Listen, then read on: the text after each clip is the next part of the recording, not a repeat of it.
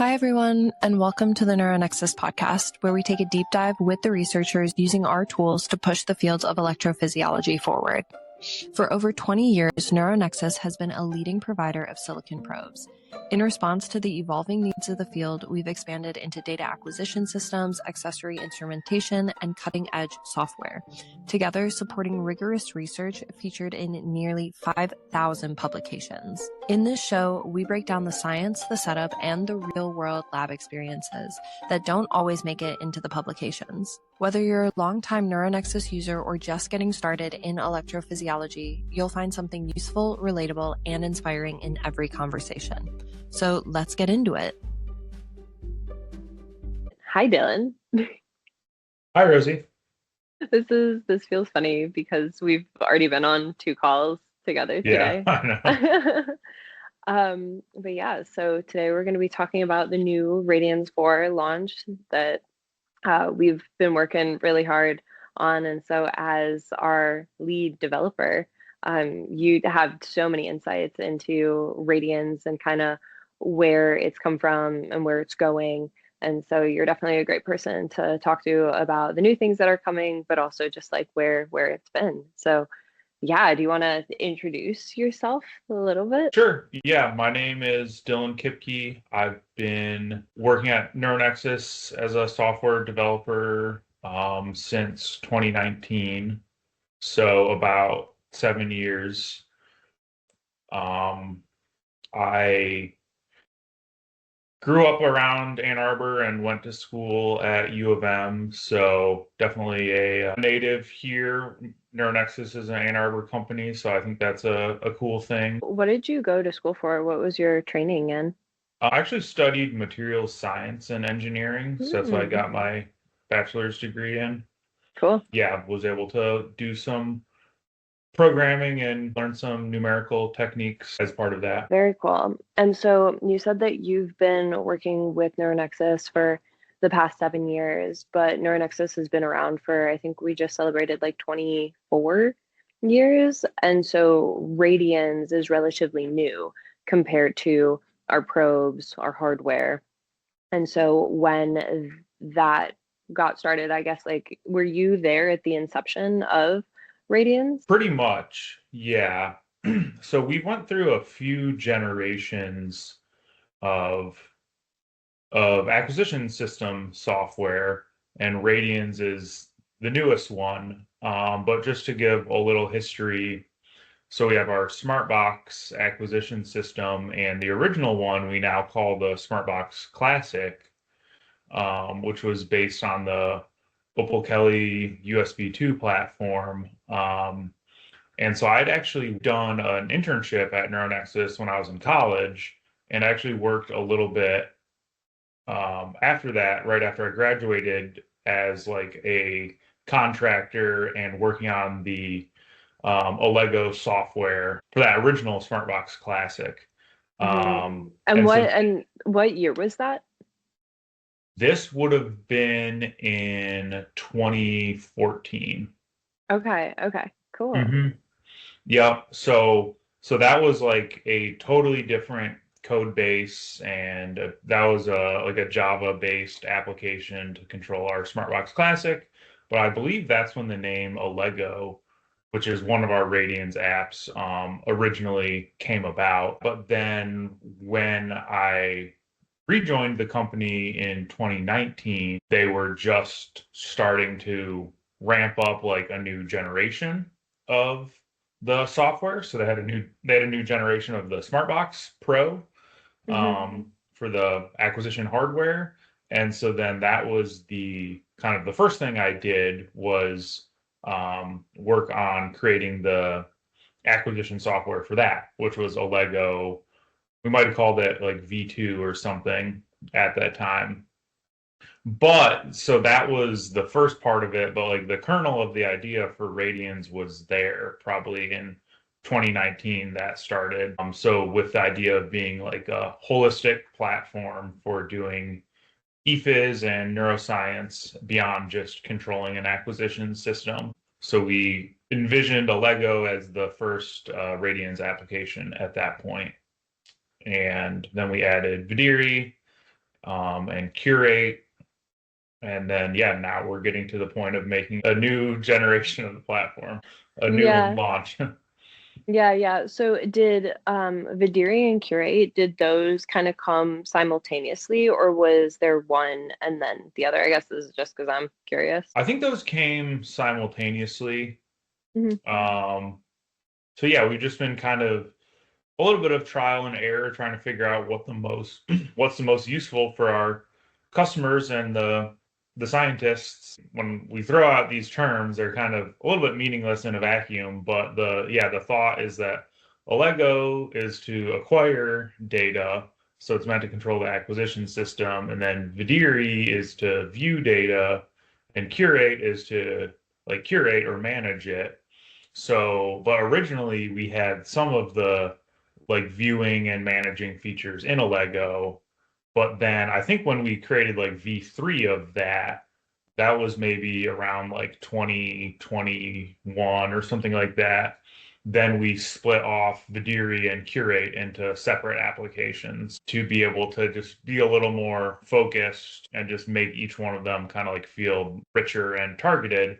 But then we realized that Vidiri and Curate kind of those capabilities went together. So now we've merged those back together. So now the Radiens platform, as of today, is Alego and Vidiri. Yeah, which I think it's nice having those two, Vidiri and Curate together. Hmm. That's really nice because that really is, it separates the like hardware control acquisition and then from subsequent analysis and transformation. Cool. So you've been working on Radian forever. I guess like Yeah. since Radian has been a thing. And so how would you describe your day-to-day activities working on Radians? Well, the fun part is like writing the code for it. So I try to do that as much as possible. But, in order to do that, you also have to kind of design the specs and meet with stakeholders. So like other people in the company and customers to like come up with what those specs should be and kind of come up with priorities for the next things to work on. So yeah, all of the administrative work that goes into that. And then as well as just like troubleshooting and technical support for like existing customers that might need help with something. Yeah, basically just between meetings for those things, then just actually working on developing new features and stuff. Hmm. Yeah, and keeping up with the backlog and moving all the tasks on the train. Our Asana board is very colorful and ever changing and has so many things going on. And that's something that I really commend you for, the way that you're running our release trains. I think that it's really disciplined and like there's so many new features that are coming out that you guys are working on. I think that that is really nice, and to be able to see it systematically is Yeah. really just like satisfying.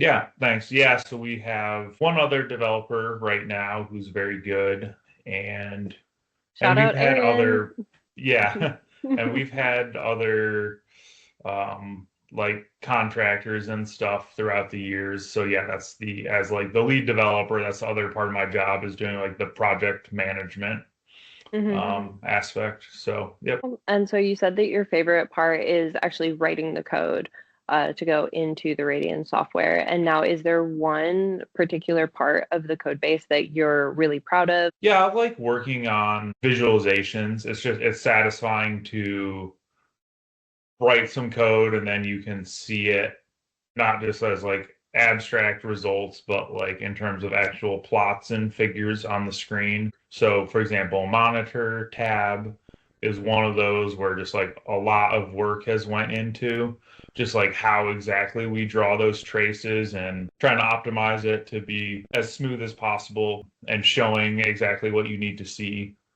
So that's cool. And then also 3D model tab for similar reasons, just coming up with all the logic to do the like for example how to orient the probe in 3D space relative to the brain and see those together. It's really satisfying to see that come out.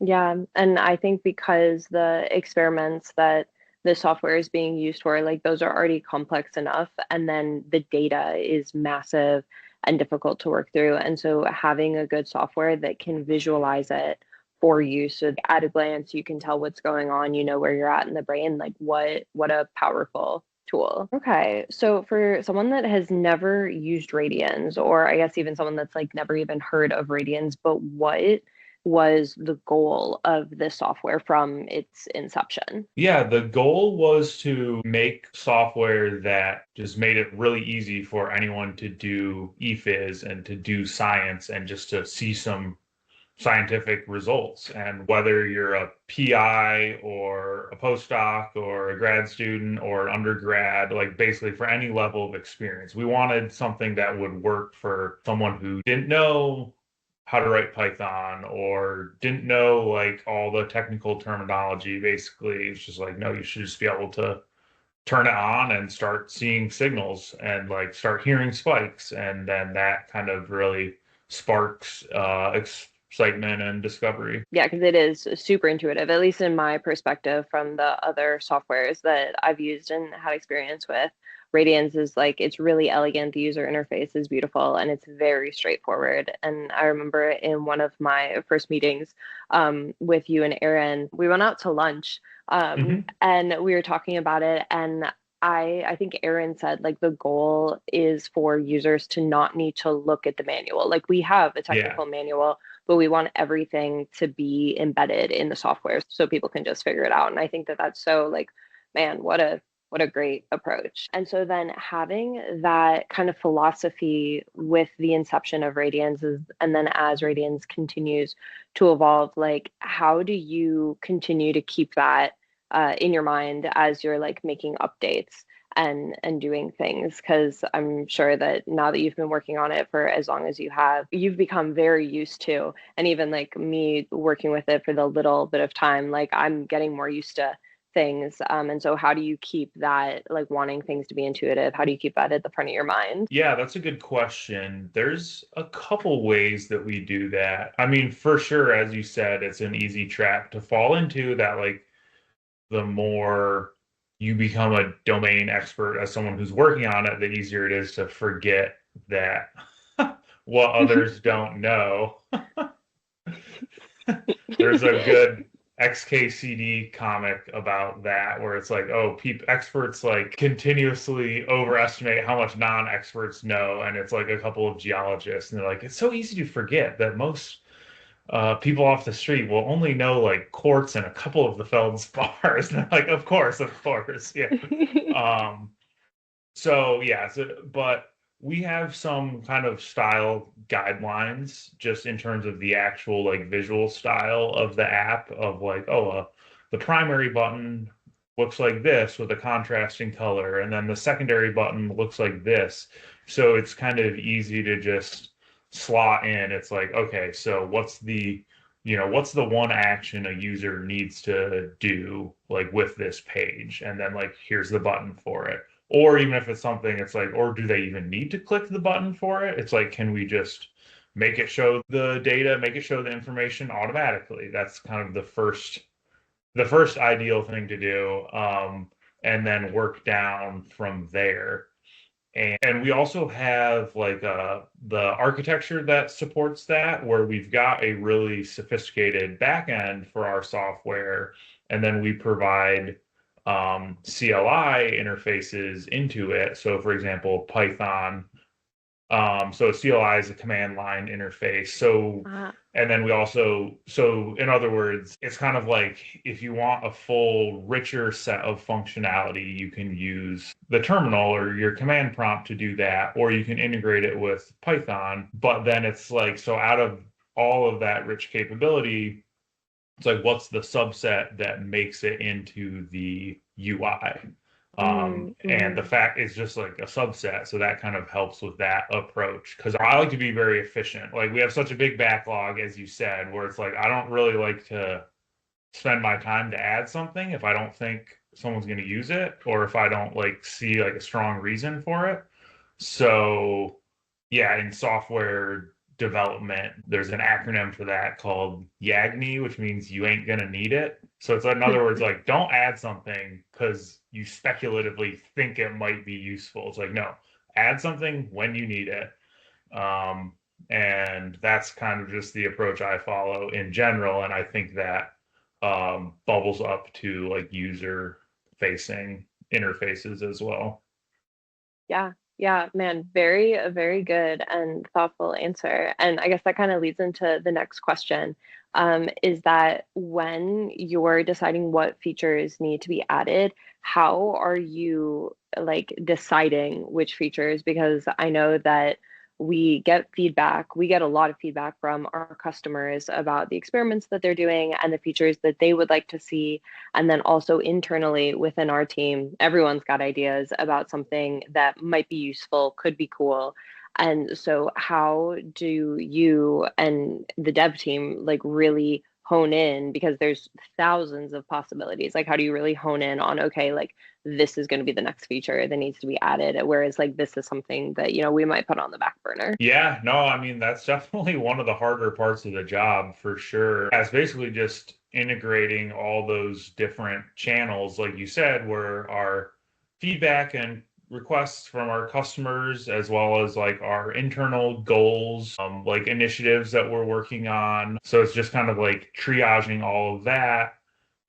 And then part of the triage is just like, well, how hard would it be to add this feature? Like, how much time will it take? Because sometimes it makes sense to just get a smaller one out of the way, even if it's slightly less impactful, just because it can be like a building block or something. The fact that you can deliver it more quickly amps up the impact of it. And then also what kind of excites us as the developers and what's the most interesting to us, that can kind of give things a bump, because I think that comes through as well, where it's like if there's something that we are really invested in, then that normally turns into something that's really nice for the user. Yeah, and then we'll also definitely take into account if it's a customer that we have like a close working relationship with and we've like collaborated with, like sometimes we visit them in their labs or we work on grants together, then it's like, oh, we've got a experiment plan, we've got a surgery plan. It's like, well, then that gets a clear priority, because it's like that's a clear deadline. So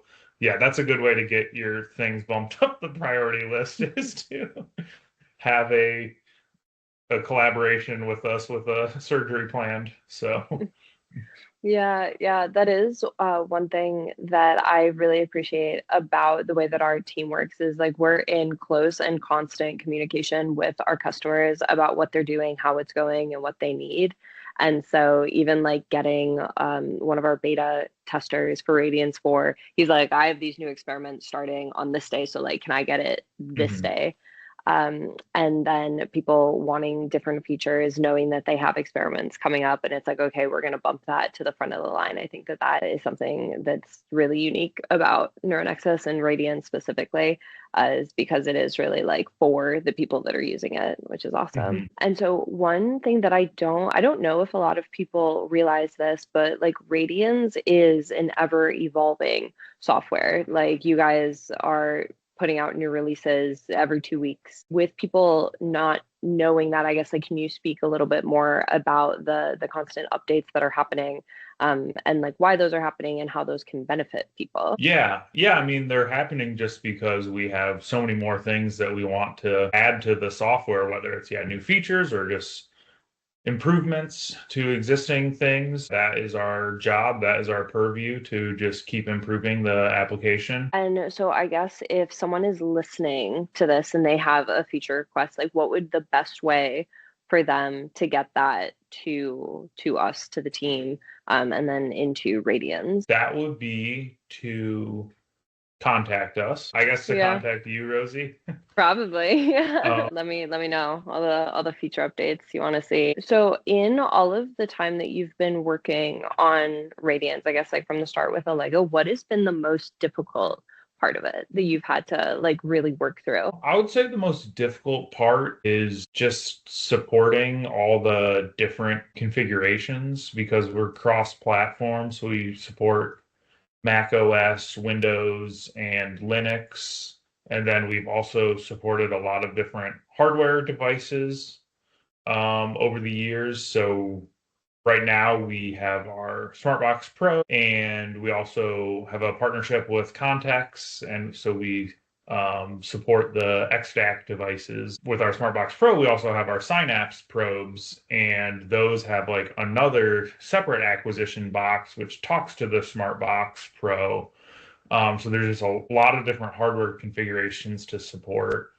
And then same with Context, where it's like they had a Gen 1 and then they made a Gen 2, which looks very similar to the end user, but it had a whole different software and firmware that had to be integrated.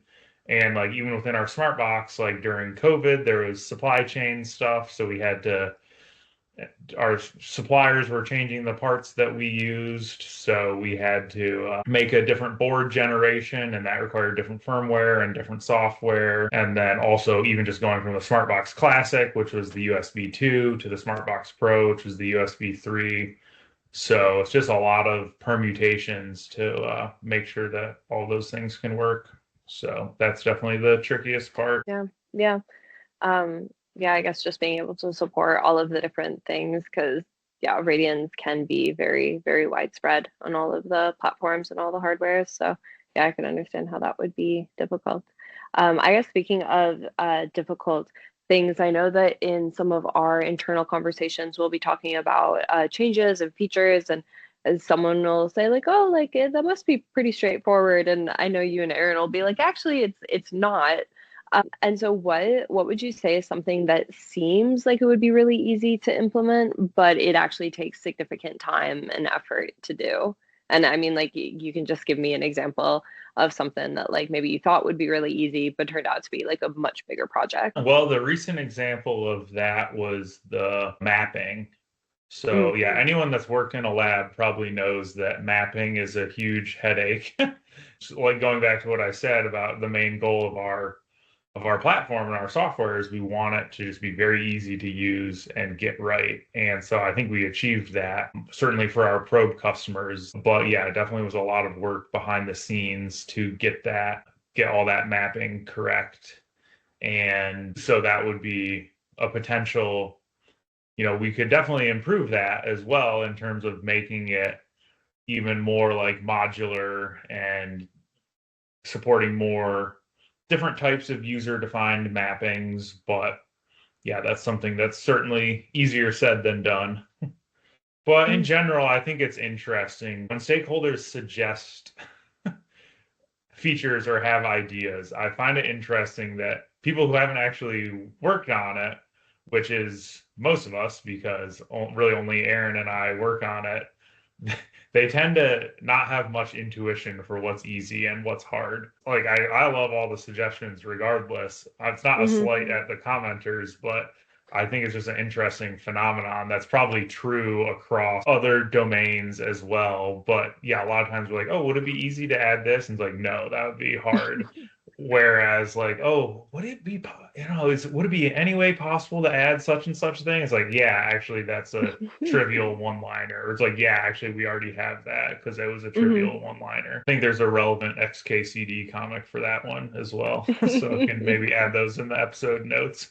So now I want to talk about bugs. So within Radiens, within the software, what has been like the most annoying, ridiculous bug that you've had to fix? The ones that involve the hardware, like the acquisition system integration, are definitely frustrating because they're a little bit harder to reproduce. You have to go and set up, make all your physical connections and everything. You can't just be sitting in a coffee shop working on it. And then also just like I'm kind of reliant on like third-party APIs and firmware where it's like I don't have necessarily full control on exactly what's happening. It's like, oh, I'm just getting back some error message from the USB device. Let's see. Other bugs. Yeah, I mean, like we spend a lot of time improving how our metadata and file persistence works because we have like a lot of different metadata files because we also are really proud and invested in our signal metrics view, which is meant to show a quick snapshot of the activity across the probe, and you can look at various statistics for it. But there's a lot of edge cases there where it's like, do we because like we save that data but it's like it needs to be regenerated if you change the parameters. Because, for example, signal to noise ratio is one of the first metrics you might want to see once you've got a session running. So that's a ratio between signal and noise. Well, what's signal and what's noise? And generally that depends on if you had like events detected, then those are the signal, and then the inter event portion is the noise. So in other words, the thresholds that are used to detect events will determine the signal to noise ratio, which can then determine downstream metrics as well.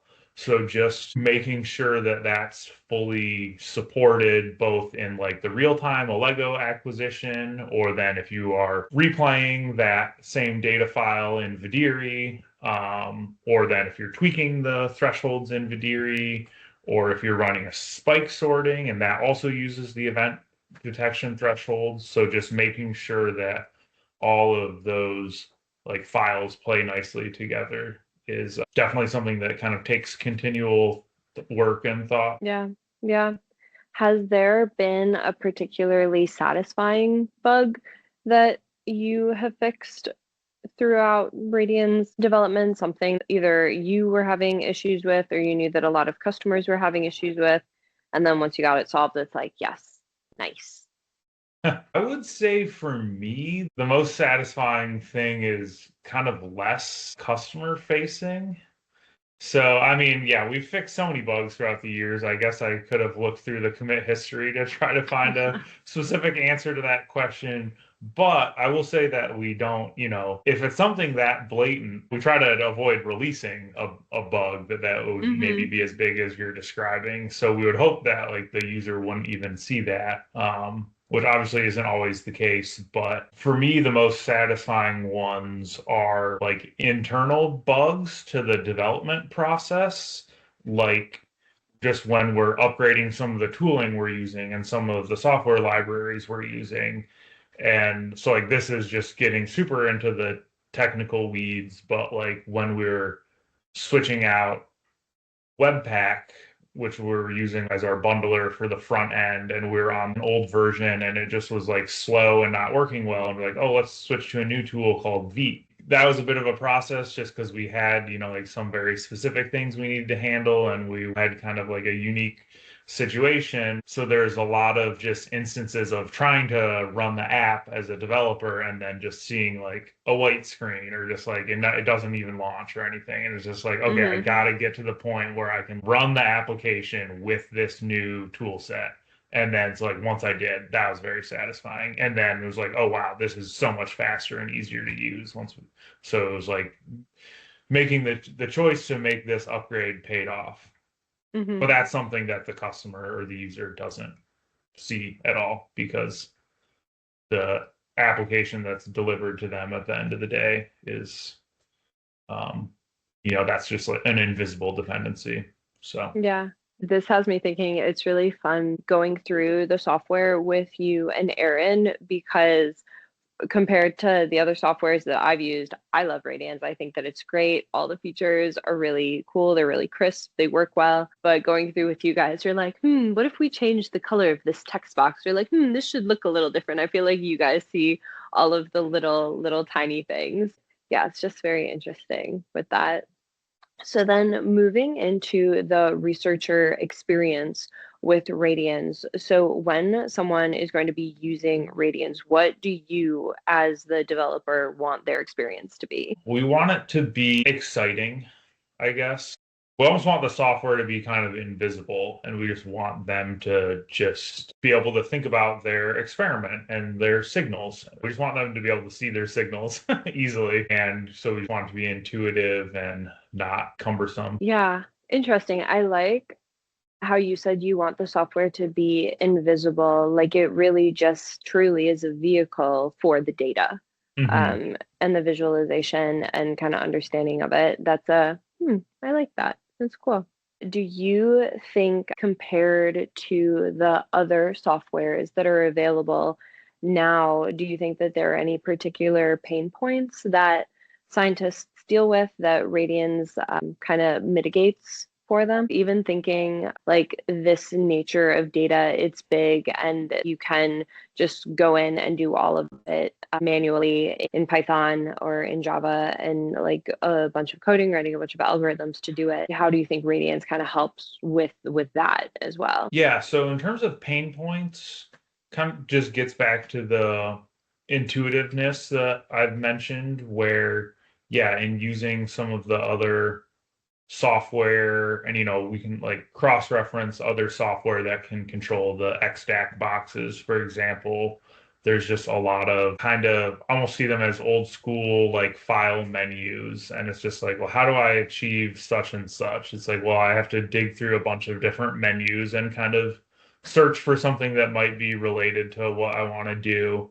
Whereas for Radians, it's essentially a web app is how we develop it. And we use something called Electron to make these cross-platform GUI applications. And so it's kind of designed like a web app.